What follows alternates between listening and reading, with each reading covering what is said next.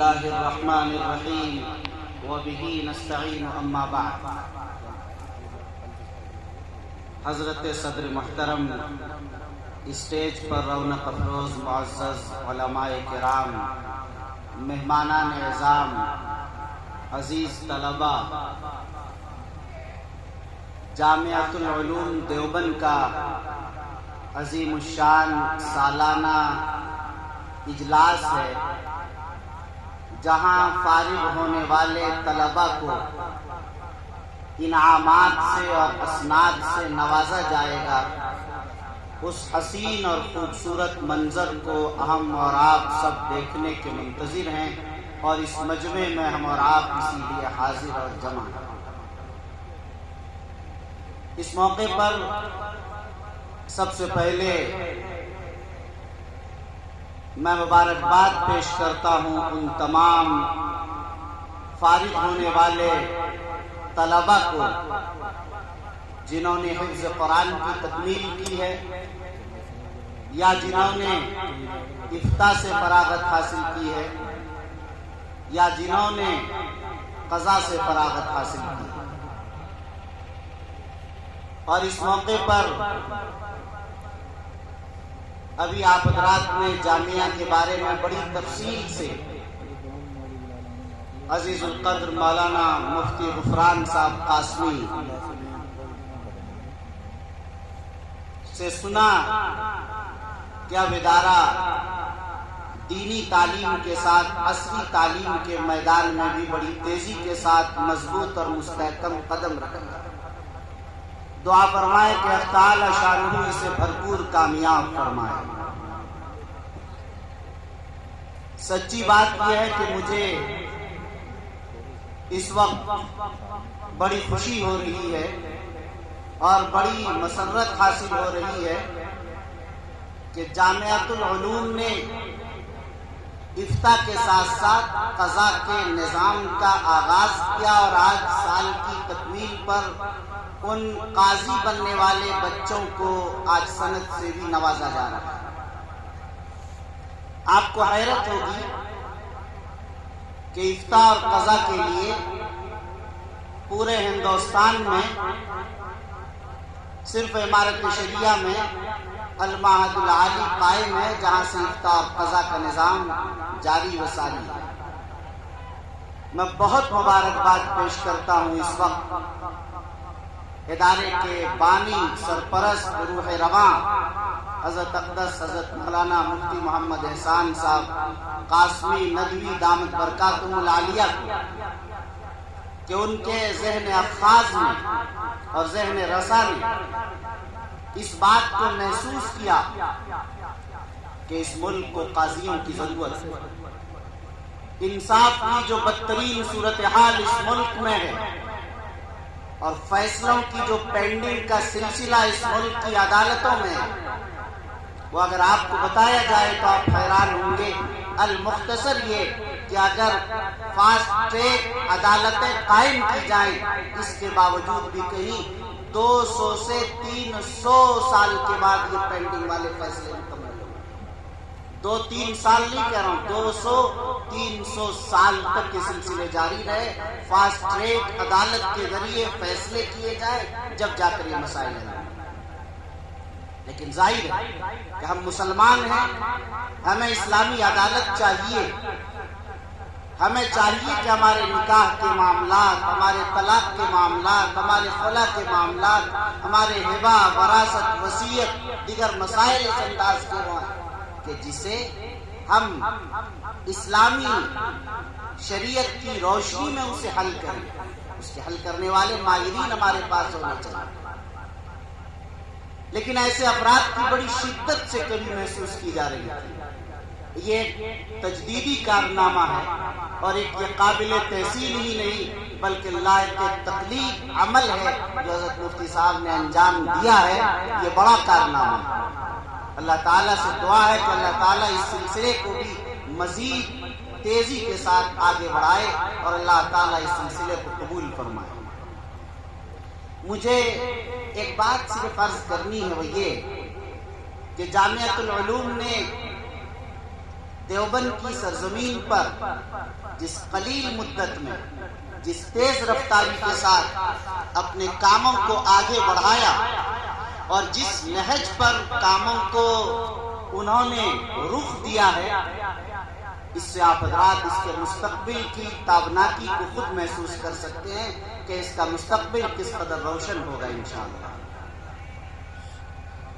اس میں در حقیقت میں بارہا کہا کرتا ہوں کہ ادارے کا محتمم اور ادارے کا روح رواں اور سرپرست، ادارے کا بانی جس ذہن و فکر کا ہوا کرتا ہے، ادارے کے اندر وہ اثرات منتقل ہوتی ہیں۔ حضرت مفتی صاحب کو آپ جانتے ہیں کہ وہ اس ملک کے بے باک خطیب ہیں۔ اللہ تعالیٰ نے زبان و بیان کا جو ملکہ اور زبان میں جو فصاحت و بلاغت اور چاشنی عطا کی ہے، ظاہر ہے کہ اس کا اثر آپ دیکھ رہے ہیں کہ جن طلباء نے آپ کے درمیان تقریریں پیش کی اس میں آپ نے محسوس کیا، اور خاص طور پر مجھے خوشی ہوئی جب عزیز مکرم برادرم حمدان سلمہ سے میں نے تقریر سنی تو مجھے لگا کہ ماشاءاللہ مفتی صاحب کا جانشین تیار ہے الحمدللہ۔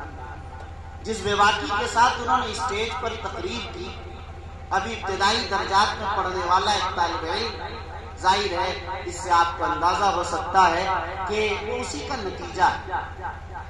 اسی انداز سے جس تیزی کے ساتھ آپ دیکھ رہے ہیں کاموں کو، نظام کو، سلیقہ مندی کو، یہ سب چیزیں اسی کا حصہ ہیں۔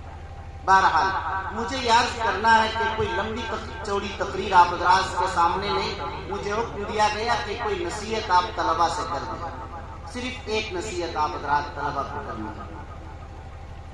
آپ حضرات چونکہ پڑھنے اور پڑھانے والے ہیں، قرآن نے آپ سے کون سی نصیحت کی ہے اور قرآن آپ سے کیا چاہتا ہے، کیا مطلوب، کیا محمود اور مقصود ہے، وہی میں آپ کے سامنے ذکر کر دیتا ہوں۔ قرآن کہتا ہے کونوا ربانیین بما کنتم تعلمون الکتاب وبما کنتم تدرسون، چونکہ تم لوگ پڑھتے اور پڑھاتے ہو اس لیے تم لوگ ربانی بن جاؤ، یعنی اللہ والے بن جاؤ۔ ایک ہی مطالبہ کیا تھا، اللہ والے بن جاؤ، یعنی رب سے رشتہ جڑ جائے، رب سے تعلق قائم ہو جائے، جسے تعلق میں اللہ کہتے ہیں، اللہ سے نسبت قائم ہو جائے۔ دیکھیے انسان کو پیٹ میں بھوک دیا اللہ نے، اس کی خوراک چاول، روٹی، گوشت، مچھلی، دال اور سبزی بنائی، پیٹ آپ کھائیں گے تو پیٹ بھرے گا، نہیں کھائیں گے تو ہفتہ دن، 15 دن، 10 دن میں مر جائیں گے۔ پیٹ کو تو خوراک چاہیے۔ اللہ تعالیٰ نے دماغ بنایا ہے، دماغ کو خوراک علم چاہیے، اگر علم نہیں ہے تو گویا آپ میت ہیں۔ اسی لیے کہا گیا حدیث میں الجاہل میت، جاہل میت، العالم حی، عالم زندہ ہے۔ لوگ سمجھتے ہیں کہ جاہل میت ہے، کہ کیا مطلب؟ وہ حقیقی میت ہے، یعنی ان کا دماغ مرا ہوا ہے، یہ تشبیہ نہیں ہے، حقیقت ہے۔ اسی طرح ایک دل ہے، دل کی بھی خوراک متعین کریں، دل کی خوراک ذکر۔ اگر آپ کی زندگی میں ذکر نہیں ہے تو ظاہر ہے کہ آپ پھر بھی مرے ہوئے۔ جس طرح پیٹ کو خوراک چاہیے، جس طرح دماغ کو خوراک چاہیے، جس طرح دل کو خوراک چاہیے، ہر ایک کی خوراک متعین۔ آپ پیٹ کی خوراک تو اللہ تعالیٰ نے وعدہ کر لیا وما من دابۃ فی الارض الا علی اللہ رزقها۔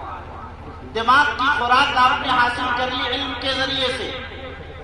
قلب کی خوراک آپ کو حاصل کرنی ہے، قلب کی خوراک ذکر اللہ، اللہ کی خشیت، اللہ کا خوف، اللہ کی محبت ہے، اللہ کے سامنے رونا ہے، اللہ کے دربار میں مناجات کرنا ہے، استغفار کرنا ہے۔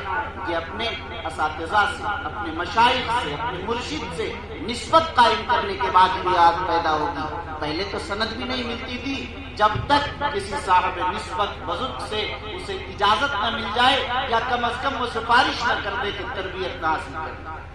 دماغ کے خوراک کے بعد دل کی خوراک کے لیے خانقاہ بھیجا جاتا ہے، آج نہیں بھیجا جا رہا ہے، لیکن آپ حضرات کو اس بات کو لے کر جانا چاہیے۔ آپ نے بھی دل کی خوراک متعین کی۔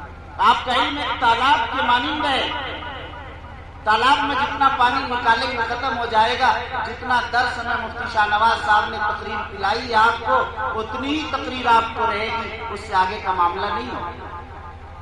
لیکن جب آپ عارف ہو جائیں گے، معرفت ربانی حاصل ہو جائے گی، اللہ سے رشتہ اور تعلق جڑ جائے گا، تو اس کی بنیاد پر آپ کو اگر ایک جواب بتایا گیا تو 10 جواب اللہ کی طرف سے آپ کے قلب پر ملتا ہوگا۔ حضرت نانوتوی رحمۃ اللہ علیہ کو کوئی سوال کرتا، جواب دینے میں تأمل فرماتے تھے۔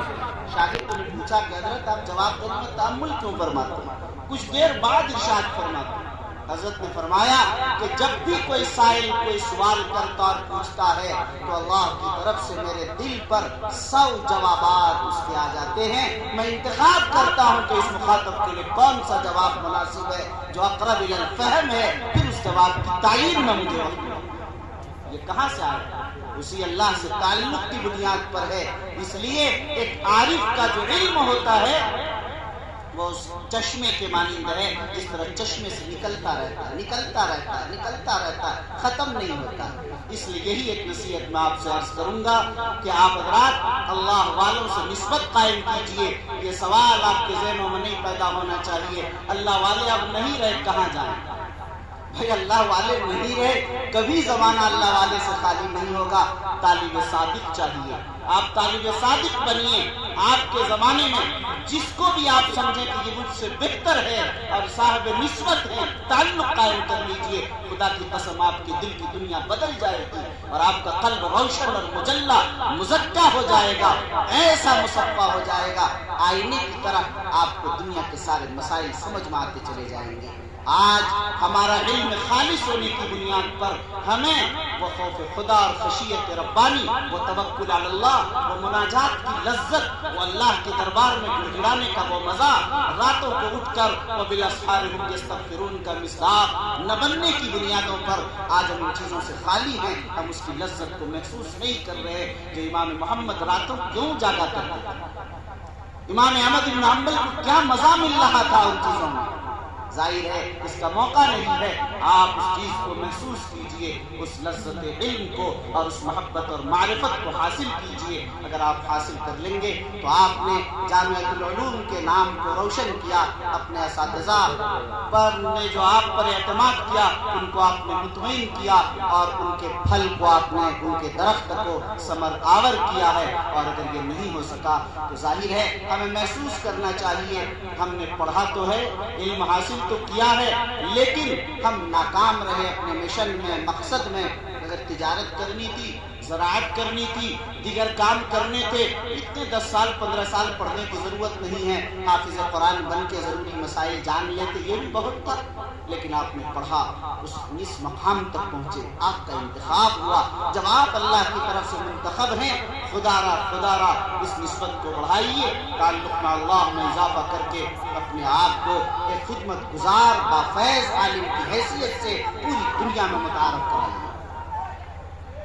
بس انہی باتوں پر میں اپنی بات ختم کرتا ہوں۔ وآخر دعوانا ان الحمد للہ رب العالمین۔